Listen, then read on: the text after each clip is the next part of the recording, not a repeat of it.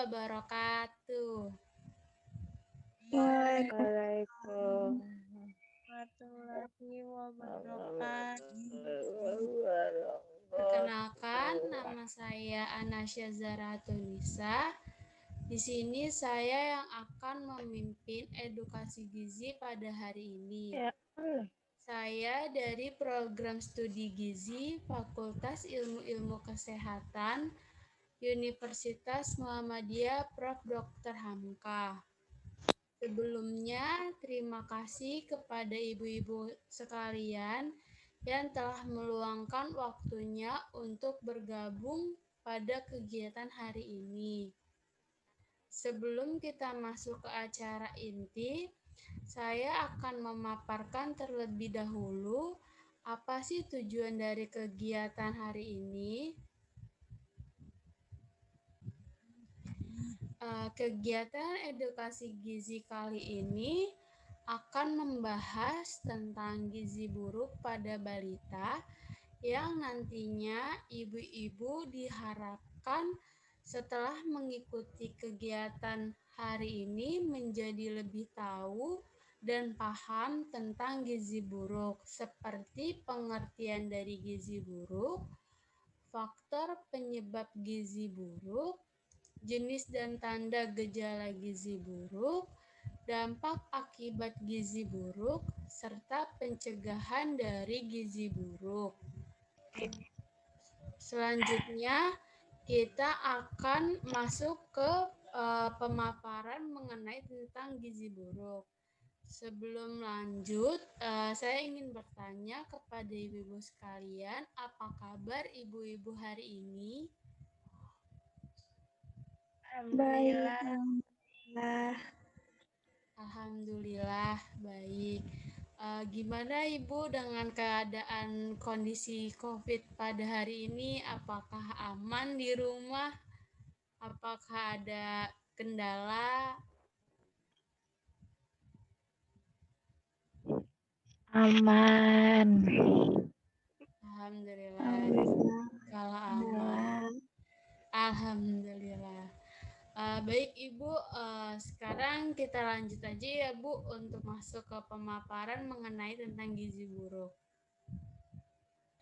Di sini saya akan memaparkan tentang pengertian dari gizi buruk, faktor penyebab gizi buruk, jenis dan tanda gejala gizi buruk, dampak akibat gizi buruk, serta pencegahan dari gizi buruk. Sebelum masuk ke pengertian gizi buruk, apakah ibu-ibu ada yang mengetahui tentang apa itu gizi buruk? Kekurangan gizi. Oh iya, baik, benar. Gizi buruk adalah kekurangan gizi. Baik, kita akan lanjut aja ya Bu ke pengertian dari gizi buruk. Ya, di sini pengertian gizi buruk. Gizi buruk adalah bentuk terparah dari proses terjadinya kekurangan gizi menahun atau kekurangan gizi tingkat berat. Gizi buruk merupakan keadaan kekurangan konsumsi zat gizi yang disebabkan oleh rendahnya konsumsi energi dan protein dalam makan sehari-hari, sehingga tidak dapat memenuhi kebutuhan gizi untuk melakukan aktivitas dan berkembang, ditandai dengan pengukuran antropometri berat badan per tinggi badan. Ya, jadi gizi buruk itu dia kekurangan gizi menahun atau kekurangan gizi tingkat berat, Bu. Yang dia keadaannya merupakan keadaan kekurangan konsumsi zat gizi yang disebabkan oleh rendahnya konsumsi energi dan protein dalam makan sehari-hari. Nah, jika balita kekurangan gizi, maka dia tidak dapat memenuhi kebutuhan gizinya untuk melakukan aktivitas dan berkembang. Baik, selanjutnya yaitu ada faktor penyebab gizi buruk. Faktor penyebab gizi buruk yaitu ada 2, Bu, yaitu ada penyebab langsung dan penyebab tidak langsung. Faktor penyebab langsung yaitu makanan dan penyakit infeksi yang mungkin diderita anak. Kemudian ada faktor penyebab tidak langsung, di antaranya adalah ketahanan pangan di keluarga, pola pengasuh anak, pelayanan kesehatan, serta kesehatan lingkungan. Nah, ketahanan pangan di keluarga itu seperti kayak jika di keluarga itu ketahanan pangannya kurang tuh, maka dia akan menyebabkan gizi buruk. Pola pengasuh anak yang tidak baik juga bisa menyebabkan gizi buruk. Kemudian ada faktor lain yaitu pendidikan yang rendah, kelengkapan imunisasi, pola pemberian ASI, dan pola pemberian MPASI, serta faktor sosial, ekonomi, dan politik.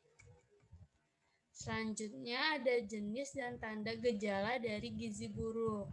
Yang pertama itu ada marasmus, adalah kekurangan asupan energi atau kalori dari semua bentuk makronutrien. Sering ditemui pada balita yang berusia 0-2 tahun yang tidak mendapatkan cukup air susu ibu atau ASI. Gejala marasmus antara lain tampak kurus, rambut tipis dan jarang, kulit keriput yang disebabkan karena lemak di bawah kulit berkurang, muka seperti orang tua, cengeng dan rewel meskipun setelah makan. Jadi marasmus ini dia sering ditemui pada balita yang usianya 0-2 tahun, Bu, yang tidak mendapatkan cukup air susu ibu. Nah, di sini juga sudah ada gambaran dari marasmus, yaitu tampak kurus, kulit keriput yang disebabkan karena lemak di bawah kulit berkurang, muka seperti orang tua. Selanjutnya yaitu ada kwashiorkor, yaitu kondisi ini banyak ditemukan pada anak usia 1-3 tahun. Kondisi ketika anak terlihat gemuk karena penumpukan cairan tubuh, terutama di area mata, kaki, dan perut. Gejala kwashiorkor antara lain bengkak pada bagian punggung kaki, tidak bernafsu makan atau kurang,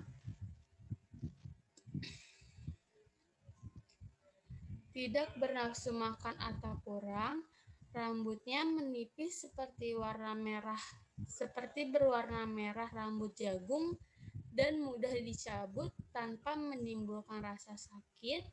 Anak menjadi rewel dan apatis, perut yang membesar juga sering ditemukan dari timbunan cairan pada rongga perut.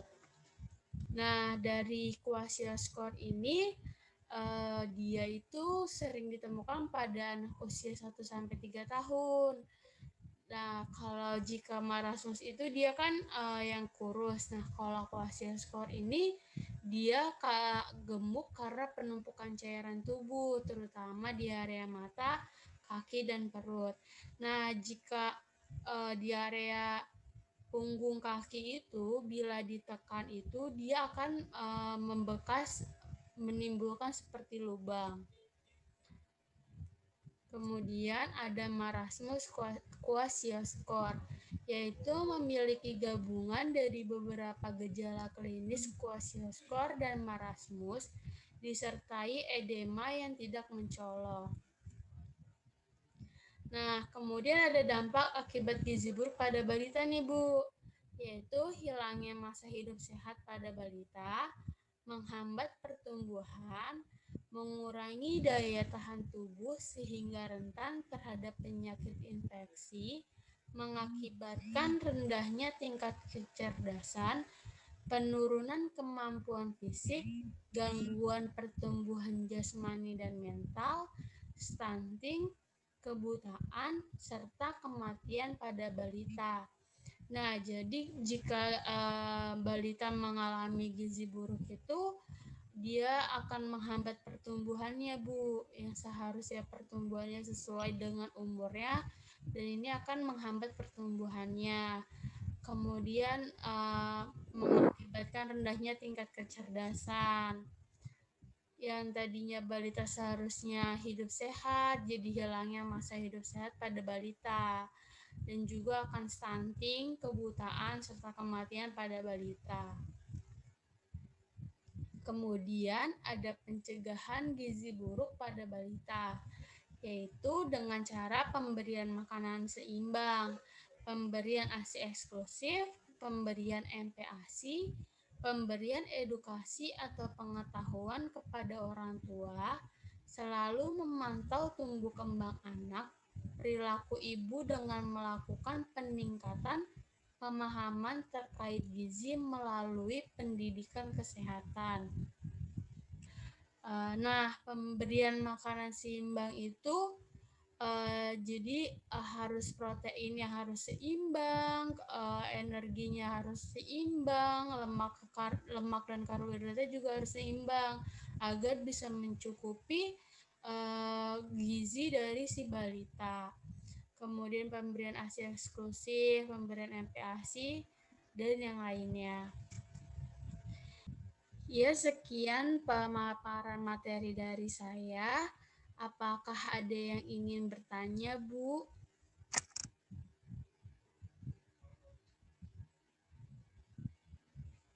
Saya mau nanya, Iya, apakah berat badan pada bayi mempengaruhi status gizi dalam tubuhnya? baik. Di sini saya akan menjawab pertanyaan dari Ibu Anissa. Apakah berat badan pada bayi mempengaruhi status gizi dalam tubuhnya?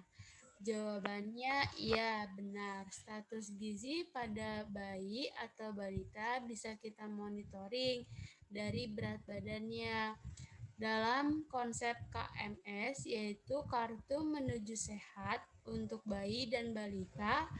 Juga melihat berat badan bayi apakah sudah sesuai dengan umurnya atau kurang. Dan juga berat badan pada bayi menunjukkan status gizi yang sekarang. Jadi seperti itu Ibu Anissa, apakah sudah jelas? Oh, berarti emang tergantung sama berat badannya.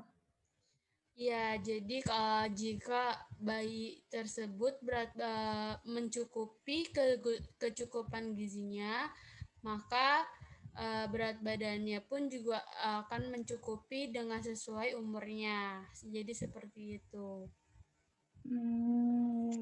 Sudah jelas? Makasih. Jelas. Terima kasih Bu Anissa. Ada yang ingin bertanya lagi, Bu?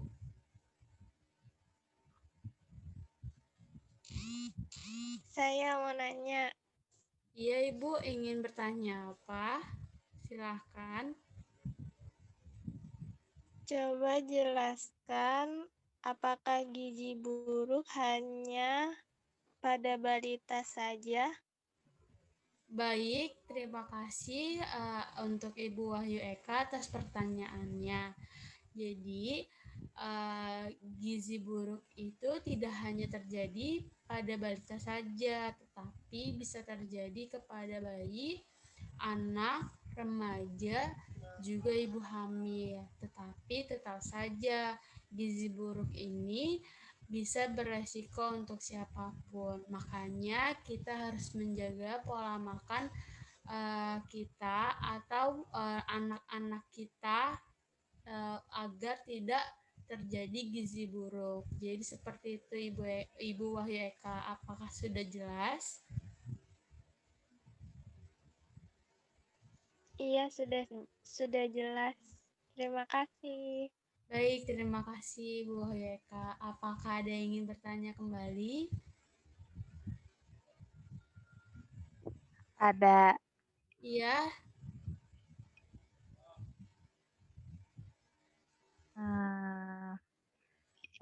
Alvina Putri Sekararum.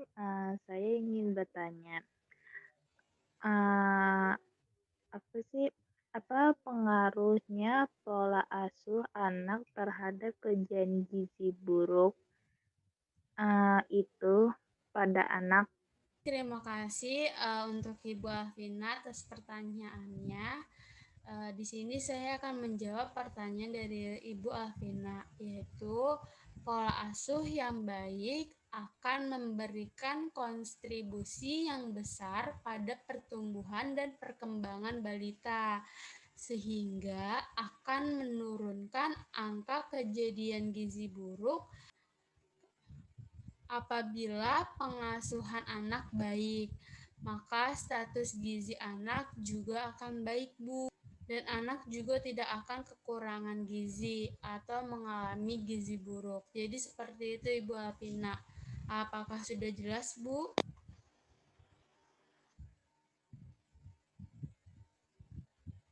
Ibu Alvina?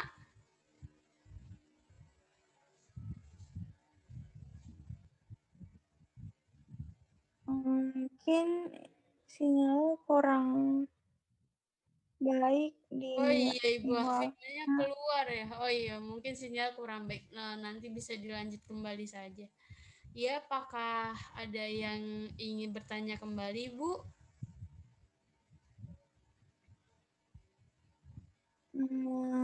Saya mau nanya deh. Iya, Ibu, apa yang ingin ditanyakan? Kalau stunting sendiri itu apa ya? Saya masih kurang jelas. Iya, baik, saya akan menjawab pertanyaan dari Ibu Anissa. Apa itu tentang stunting? Jadi, stunting itu dari kekurangan gizi itu anak tidak akan bertumbuh baik dengan umuran seusianya, Bu, yang seharusnya tingginya sesuai dengan umurnya. Maka dengan stunting ini, dengan kekurangan gizi ini, jadinya pertumbuhannya tidak sesuai dengan anak seusianya. Seperti itu, Ibu. Apakah jelas, Bu?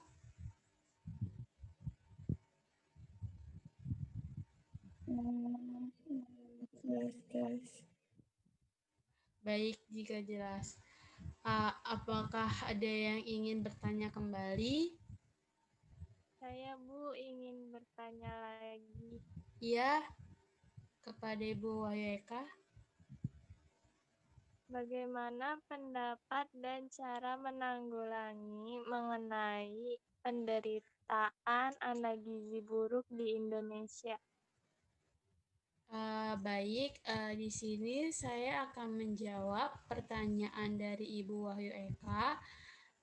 Cara menanggulangi gizi buruk di Indonesia, yaitu kita di sini berarti balik lagi ke pencegahan ya, Bu. Pertama itu ada pemberian makanan seimbang, ya, yang seperti tadi tuh. Jadi anak itu jika makan sebisa mungkin diimbangi dengan buah-buahan dan sayuran. Kemudian makan makanan yang tinggi kalori. Kemudian ada pemberian ASI eksklusif, pemberian MPASI, edukasi atau pengetahuan kepada orang tua. Kemudian selalu memantau tumbuh kembang anak. Jadi kita harus selalu memantau tumbuh kembang anak, apakah anak ini berkembang atau tidak, dan apakah tumbuh kembangnya itu sesuai dengan seusianya atau tidak. Jadi seperti itu Ibu Eka, apakah sudah jelas? Iya, sudah jelas. Terima kasih. Baik, sama-sama Ibu Wahyu Eka. Selanjutnya di sini saya akan memberikan link post-test. Jadi diharapkan kepada ibu-ibu semuanya untuk mengisi post-test yang akan saya berikan. Dan link akan saya kirimkan melalui chat Zoom ini ya, Bu. Ditunggu.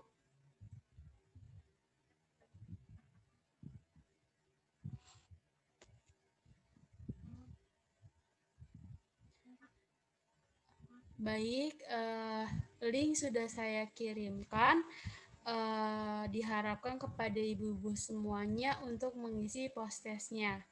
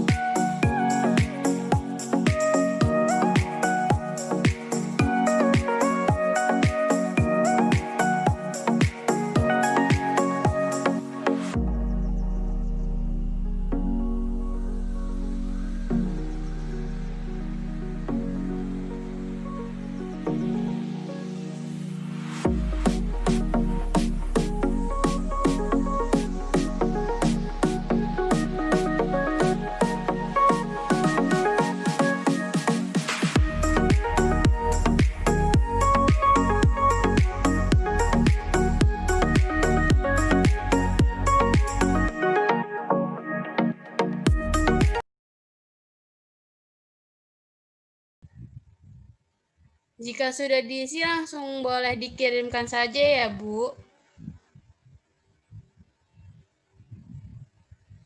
Sudah. Iya, Bu.